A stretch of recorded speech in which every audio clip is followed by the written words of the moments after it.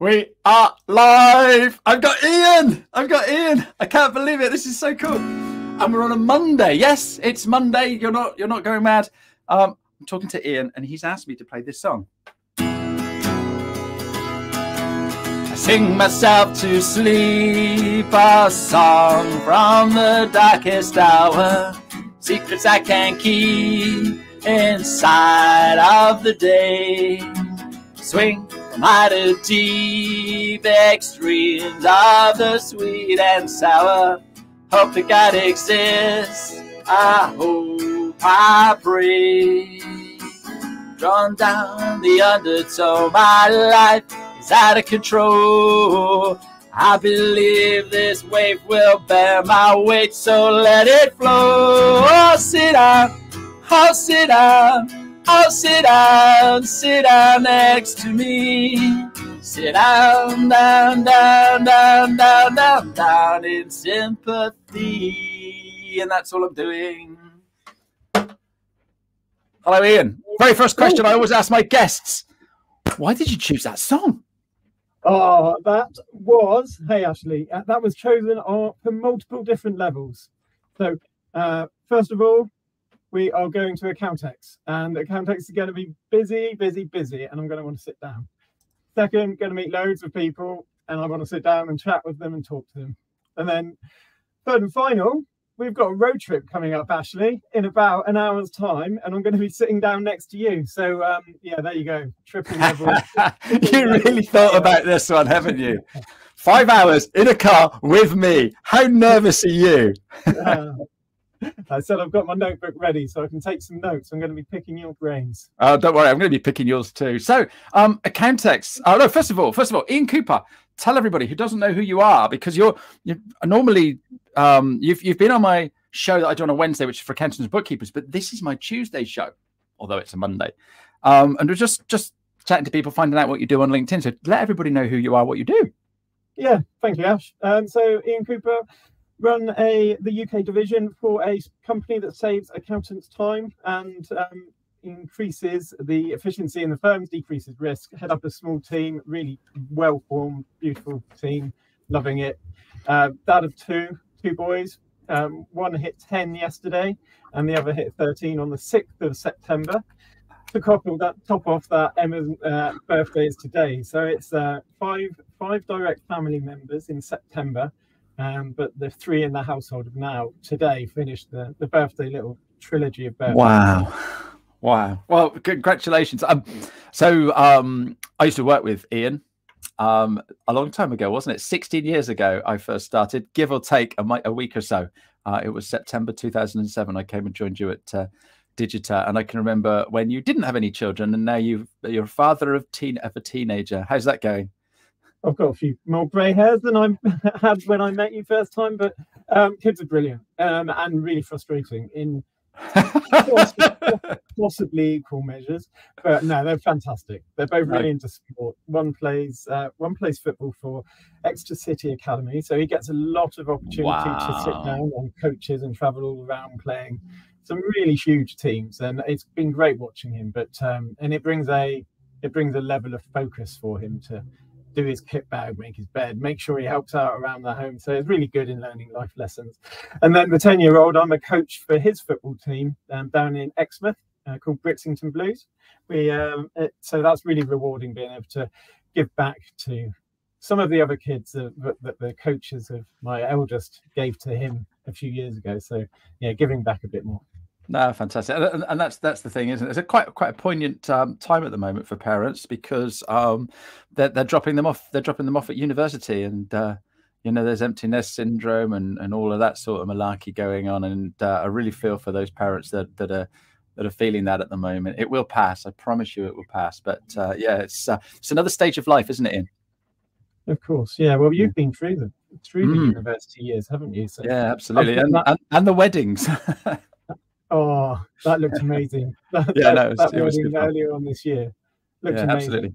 So, Ian, tell us, what is it you do on LinkedIn? Why do you like LinkedIn?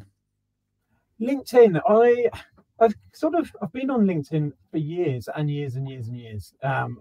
And When I was wearing a different hat, definitely on the sales side of things, and before people really knew how to use LinkedIn, I wasn't getting the most out of it. It was used as a method for contacting people out of the blue, and not really understanding what the platform's for. But the last few years, and especially since joining FYI, my use of LinkedIn has become more and more kind of eclectic.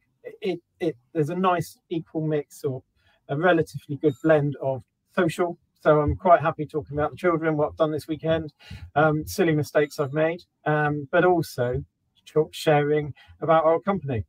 And then the third sort of aspect of this is contributing to other people, and actually interacting with them. And that's where I think the most fun comes from, the threads that seem to go on and on and on, because you comment and they comment back, and then other people get involved in that thread, and it sort of it expands from there. So yeah, quite a heavy user of social media, especially LinkedIn. And I actually did your course just about a year and a half ago. Wow. And since then have been monitoring the metrics. So 100% increase in number of connections. My post impressions have gone through the roof relative to what they were 18 months ago. So yeah, good user, like the statistics, like the stats, always learning and just experimenting a little bit, but fantastic platform. Yeah, no, I'm just thinking back to our days when we were at Digita together. We'd go and make a cup of coffee at the coffee machine, and we'd have a little natter there, or we'd shout across the desk or something, or someone would bring a cake in and we'd have a natter. You don't have that when you're either working from home or you're running your own small business from your shed. And so LinkedIn is that equivalent, don't you think? Yes, I do. Yeah, absolutely. There's people that I'll be meeting tomorrow who I've never met in real life, but feel like I sort of had those coffees, had those conversations, know about their children, know about their family, know about their aspirations and where they went on holiday. So instantly, when you do meet people that you've connected with, and you followed their story a little bit, you've got this connection with them. And it sometimes I sit back and I sort of look at how we're having a conversation about their holiday. And yeah, I know they've been on a holiday, I know where they've been. And then the conversation just flows a little bit easier, I think, because of course you've got that base level of understanding that you're not having to start from square one when you have that sort of catch up. Yeah, absolutely. I used to fear going to networking events, like Accountex and other such places, because you didn't know anyone and what people are going to say. And now, like you say, it's like, oh, that's Ian. I know about his kids playing football, and and I know that, no, that's Ashley. He plays guitar and all that sort of malarkey. And it just breaks down a couple of barriers and makes it a lot easier to connect, doesn't it? So you mentioned other social media. What other social media do you use? Just on the social barriers, just before we go there. So I didn't realise, but I'm notorious for taking videos whilst walking in beautiful places all around the East Devon. So whether it's down on Exmouth Beach, or I've gone for a run up at Woodbury, or I've walked along the River Exe, I'll just grab the phone because I get and take a video, because I get quite a bit of inspiration from being able to just do that dog walk and have a think about what I'm really interested in at the moment. And the amount of people that come up and go, oh, that scenery where you live is just beautiful. And instantly that barrier, like we just said, has just been broken down. So yeah, I'll tell you what, we are pretty lucky living where we live. I'm moaning about a long trip in the car, but it's great to get back, isn't it? It's just, we're so lucky here. Yeah, absolutely. Yeah. And sorry, I forgot your second question. It was other social media, Ian. Social media. It's just interesting to hear what other people are using as well. Do you do TikTok videos and dance? I do TikTok. I use CapCut for recording my videos, editing the videos. Don't really post onto TikTok. I use X, although this weekend, prime example of why I love LinkedIn versus other social media platforms. The big furore with all of the news that was coming out about Russell Brand, and you could see these polarized decisions jump to on X, and it was like formerly known as Twitter, what they rebranded, just in case, just to sort of realign that. And there was these polarized views, and suddenly it's just head on head. And then you come onto LinkedIn and people are talking about these lovely stories about this, just sort of lovely weekend stories about what they've been doing and things like that, far more level, normal in terms of conversation. Now, I think obviously conversations need to be had, but there's a massive glaring difference between the two platforms. So yeah, absolutely. I've not seen anything about Russell Brand on LinkedIn yet, but and I've got X, but I don't go on it. No, it's. But I can absolutely imagine. I can imagine all the conversations that are going on there. So, tell us a little bit about FYI. For your information, I guess that stands for. FYI, that's right. Yeah, Australian company, launched in 2018. Growing very, very quickly. We do practice management, document management, process automation. So it's tools that relieve the boredom of doing the same repetitive back office tasks that accountants usually have to do, which means that firms have more time to spend with their clients. So really, we're just we're oiling those back office processes right away across like the vertical of the firm. So we save accountancy firms time so they can spend more time adding value to their clients, and also with the difficulty that some firms find recruiting at the moment, because it's expensive to recruit. It's hard to recruit talented people. So by automating as much as possible, then the firm sort of relieves a little bit of that pressure of recruiting people in their firm. So heading up the UK team, some fantastic individuals. It's been really interesting. I've previously been a product manager, so I've sort of been responsible for products, which is great. But now I'm responsible for people as well, which is also fantastic, because I've been around a few years, as you kindly highlighted earlier. I think it started 20 odd years ago. Now that's quite a lot of time to build experience about practice efficiency, practice management, document management. And now it's time to pass on some little nuggets of wisdom that I've picked up along the way. No, fantastic. So you say that the business is relatively new, and you were employee number 1 in the UK. So you're actually building a business from scratch in the UK. Is that right? Employee number 2. Okay. Jacob Vanner, he was our first man. He's the OG, the FYI OG of in the UK, a Kiwi that was in practice for a firm called Nexia. So it started with a chartered accountant as the employee number 1. I joined July 2022, and now we're up to 5 and looking for at least a couple more people as well. So yeah, the growth here is phenomenal. The support we get from our the founder, CTO and CEO, who are both in Australia, the support we get from them is phenomenal. They really put their money where their mouth is in terms of regional specific development that we need. So which is exactly what you want, but enough freedom to sort of and enough freedom to be able to do what we need to do to sort of crack the UK market like they've done in Australia. So last year, FYI doubled in size to 20,000 users and 17,000 users, and we're going to look to double in size again this year. The beautiful part of that is 100% growth year on year without increasing staff more than sort of 20 or 30% is really difficult to do. So the scaling pains, but we run our whole business on FYI itself. So we automate everything, and using your own product to solve problems gives you this level of insight when you're talking about going and solving other people's problems that previously I've not had in other companies. So that's really refreshing change. The team really make the product work for us. We'll be using features for months before they go out to general release sometimes, just to make sure they work in the way they're meant to and solve the problems they're meant to. So yeah, very exciting. No, I think that's a great thing. You're eating your own dog food, as they say, isn't that right?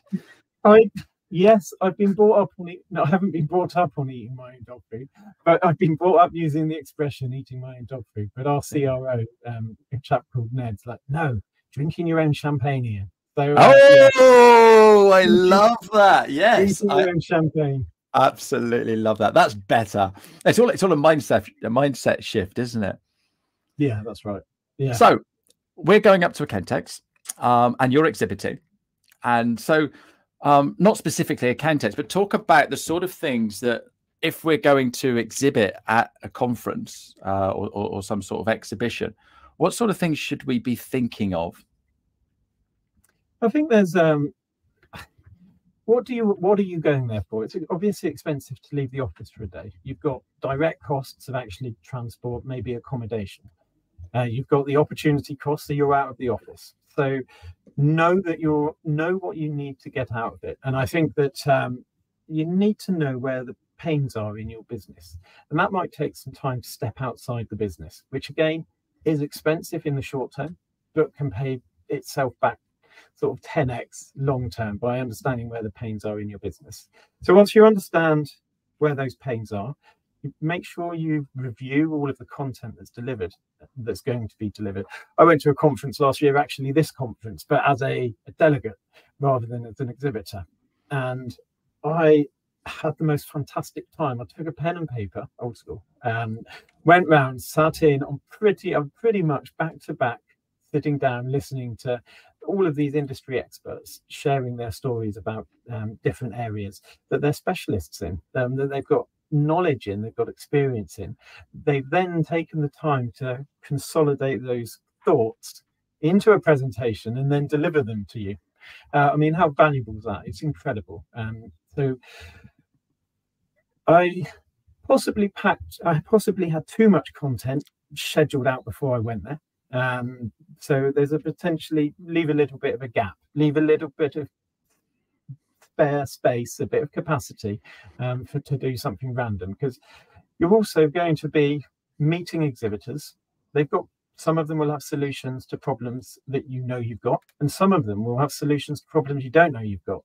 And the time it would take to review, let's say, 5 or 10 pieces of software and do it justice would go into weeks, and then make decisions. So whilst you're there, after the content of the great speakers, if they're talking about things that you know you want to resolve, we go and see those. Then go and next talk to the exhibitors, the ones that you're interested in, or the ones that provide solutions to something that you think you've got an area where it can help. And you'll find that building that relationship and the number of relationships you can build quickly at these events is a phenomenally good return in terms of building those connections and having somebody to speak to at the companies, because so much is done online nowadays that it's really quite hard to get a sort of the face-to-face interactions that you need to really get the buzz and get the excitement and get the nuanced answers to your questions. We've been dealing with companies where it's a tick sheet. Do you do this? Yes, yes, yes. But a tick sheet of features when you're reviewing software, it doesn't really get to the bottom of what you want, because you've got the company that you're talking to really needs to understand you. And what better way of doing that than in person at one of these events in 15 or 20 minutes? Yeah, no, absolutely superb. And the other thing you're also going to find out is other solutions that your clients might need. So you might go and chat to somebody or see something and, oh my goodness, that's brilliant. I know somebody else that would use that. It's not necessarily you. So it's handy to build up those referrals as well. We're both pushed for time. It's nearly 12:30. So I've got one more question for you, Ian. And that is, what advice would you give your 16-year-old self? So probably something you'll be talking to your boys in the near future. But what advice would you give your 16-year-old self? It is getting really close to my boys being 16, which is really scary. And I've been thinking about this a lot. Now, I think one of the books that I hit 16, didn't know what I wanted to do, went to college, standard, and then still didn't know what I wanted to do, didn't go to university, not so standard, and moved into technology. Now, the book I wish I'd read when I was 16, and there's a series of probably 3 books, I'd say. There's a book written in like 1928, I think it is, How to Win Friends and Influence People. Dale Carnegie. Dale Carnegie. How to get on with people in the real world. And so much of that book's focused on empathy and being able to try and just put yourself in somebody else's perspective.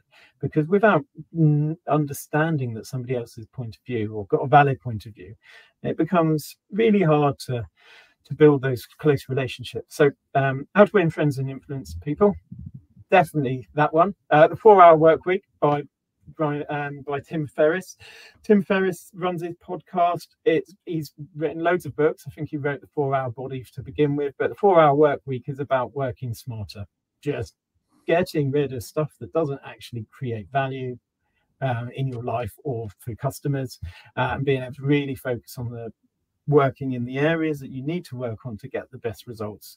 And that I thought was fantastic. And I think if any kids read that at the 16, and it's a great time for them to be reading it, then I would say read that book instead of all of the weird sci-fi fantasy novels that I was reading, or going back to the Vikings invading, which is really interesting. But potentially, if I'd mixed up the fantasy saga with the occasional self-help book, then the sooner in life, then I might not have been having to tackle an MBA in my late 30s or early 40s. But you did an MBA, and that's the thing. Ian, they're great suggestions. I think that's really brilliant. I think that's the first time anyone's ever said I'd have read a book when I was 16. I think that's a great advice. And maybe on our road trip we can talk about some of the books that we should both be reading. Ian, you've been a lovely guest today. Get a shufti on, and I'll meet you in Tiverton, and we'll be at Accountex tomorrow. Thank you very much, Ian, and thank you to everybody for listening. Cheerio. Thank you very much.